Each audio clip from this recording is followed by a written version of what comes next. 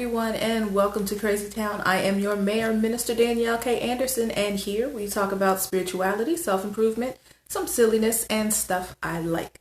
In this video, we are continuing the series on Cartomancy with the 7 of Spades. In this system, the 7 of Spades is called the Eraser. It's a card of removal or uncovering. This can mean the removal of people from your life or discovering truth about some things that were previously unclear. At this time, there may be disruption and arguments among your friends and loved ones, and some separations may occur.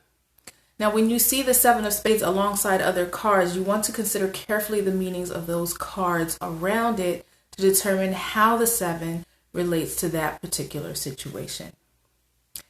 That does it for the 7s. I want to take this moment to thank my subscribers. You all are rock stars. I never thought that this series would be what took the channel to where it is now, over 1,200 as I'm recording this. That's amazing to me.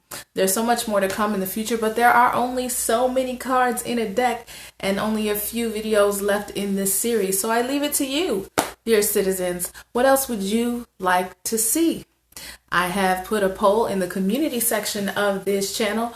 Please go there and chime in. Let me know what you think. If you are brand new to Crazy Town, welcome again.